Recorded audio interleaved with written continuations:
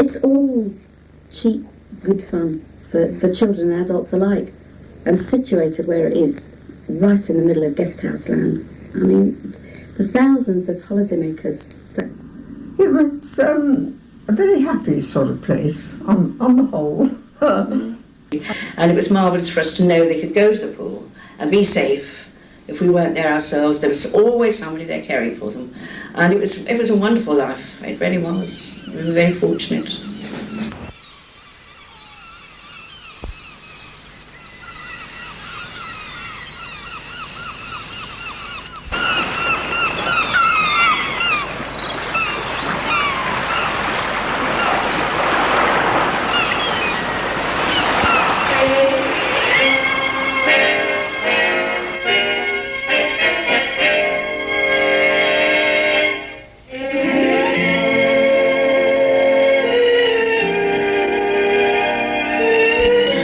The island of Jersey has been a well-known holiday resort since the early 19th century, and being surrounded by 50 miles of coastline, the sea has been an ever-present source of danger to the islanders and holidaymakers alike. In 1865, a group of swimmers decided to try and help avoid the frequent accidents and drownings by forming the Jersey Swimming Club. But with the tides receding up to 2 miles from the shore, there was only a limited time when swimming training was possible. So after much deliberation, in 1895, the club built their own seawater pool at Havre Pas on the eastern edge of St Helier. They enclosed a semicircle of 120 yards in diameter and up to 10 feet deep. Even in those early days, there were 750 club members, and swimming galas became important social events.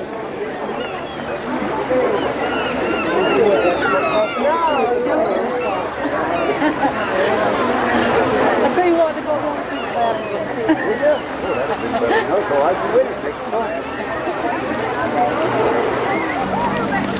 There were also regular gymkhanas, which were much more light-hearted occasions.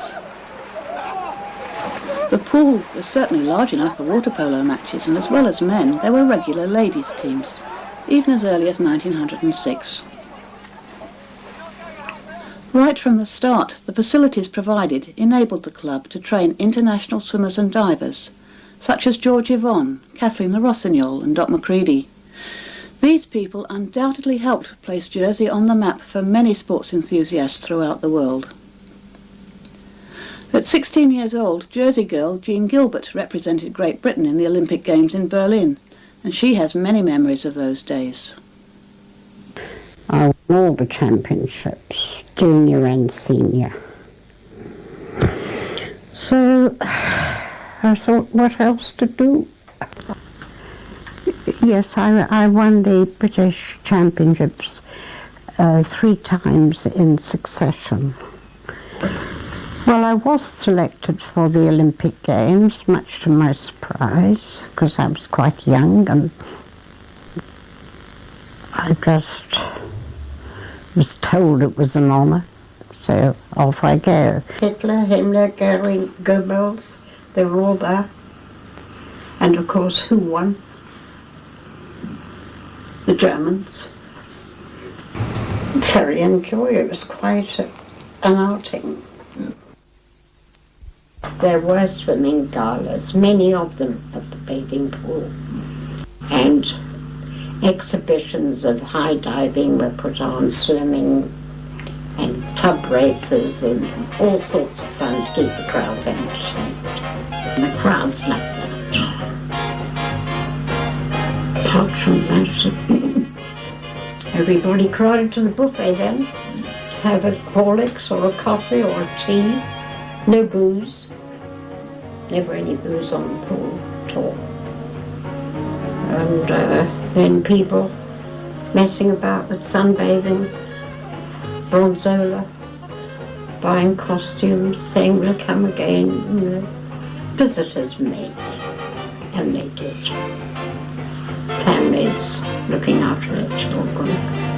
For so many Jersey people, the pool is part of their earliest memories.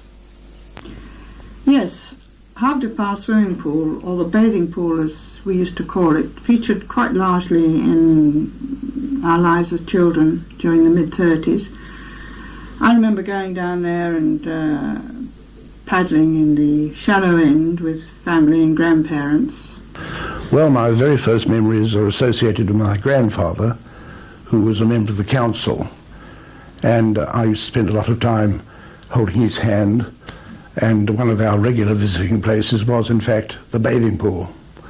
And that was my first memory. I can well remember watching galas sitting on my grandfather's knee. So I've known the swimming club for some years.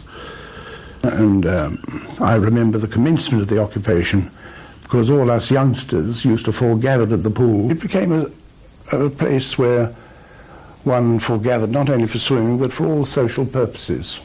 Of course, there was a curfew, but after school, down to the pool, many of us used to go. I have happy memories of the occupation, in spite of the Germans' presence. I swam quite a lot more after the war.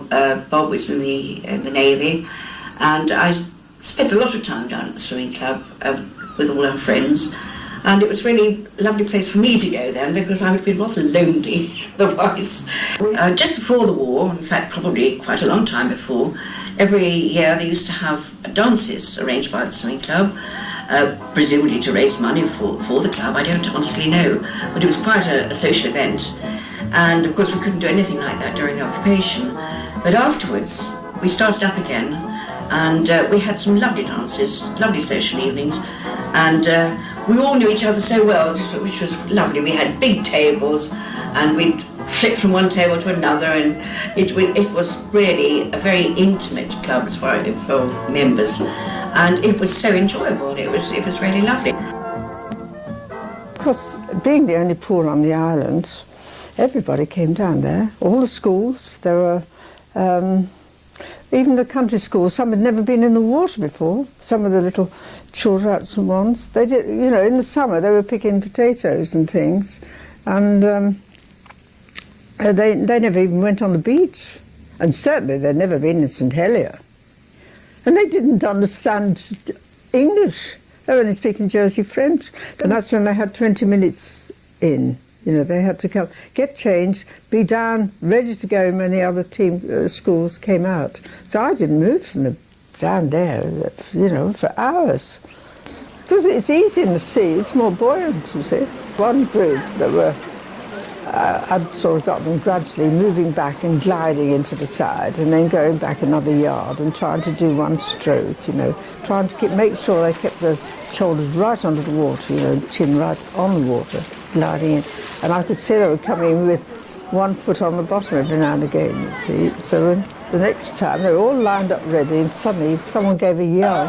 They'd been bitten by a crab. So everybody got their feet off the bottom. Oh, it was lovely.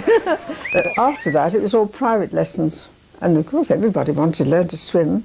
So we got sort of, it was lovely. We used to get sort of, everybody used to come. It's a real social place to meet, and I don't know. And of course, then we had the gymkhanas twice a week, on a Thursday afternoon and a Sunday morning. Then they'd have swimming races and novelty races, and they, you know, the greasy pole, pillar fights and comedy races.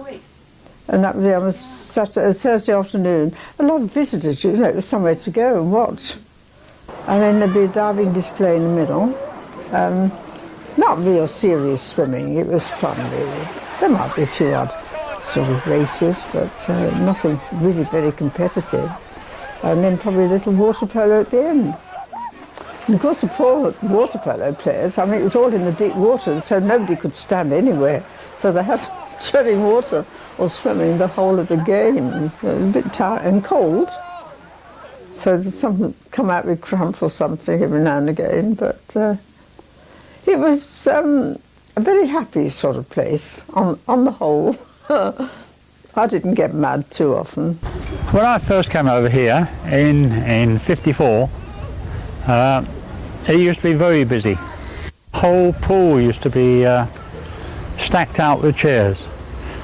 One of our jobs first thing in the morning was put all the chairs out. The whole terrace here used to be full of deck chairs in rows, flower tubs down the middle, hanging baskets full of flowers. Underneath the terrace, deck chairs, 2 rows of chairs. And on Sunday mornings we used to have coaches turn up at the top of the bridge, and all the visitors used to come down here, spend the whole morning here, used to watch the diving used to be going on.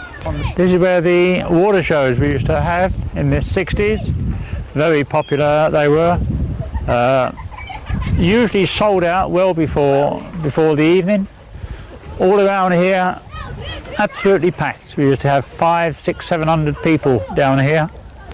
End of June, July, August was always very busy. But people say, well, why did it decline? And you think to yourself, well, really, personally, I think it was the hire cars. And basically, roughly from about the mid-60s, late 60s, 70s for sure, numbers really dramatically fell down. But then again, you see, if you get the fine weather, even now, I bet you this afternoon, tomorrow, there'll be quite a few people down here.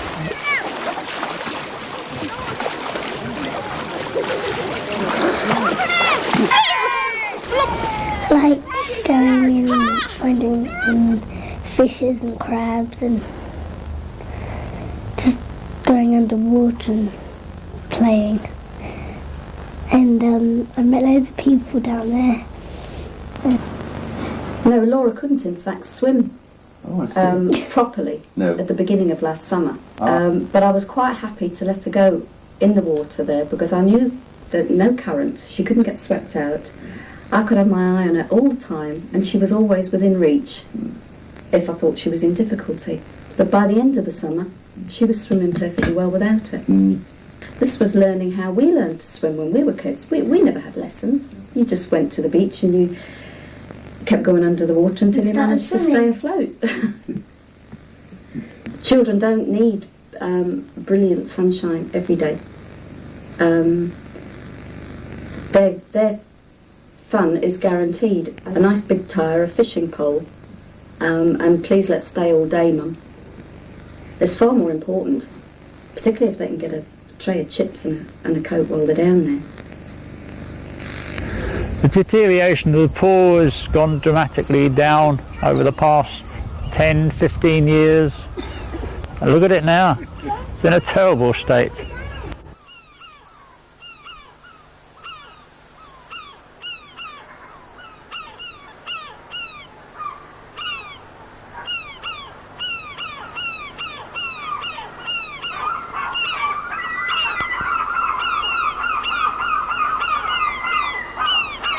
What are future generations going to ask? What happened to that place? You talk about the times that you had down there, the fun you enjoyed down there. Well, whatever happened to it?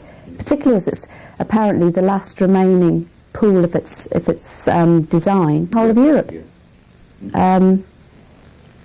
Just because it's old, why should it go to rack and ruin? Why can't it be restored?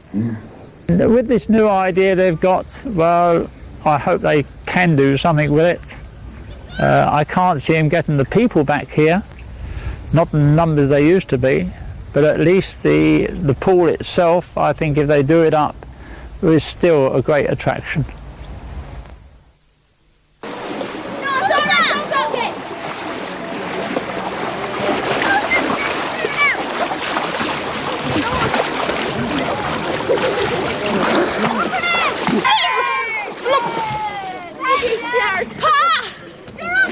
Yeah? Jump in and get this. You are.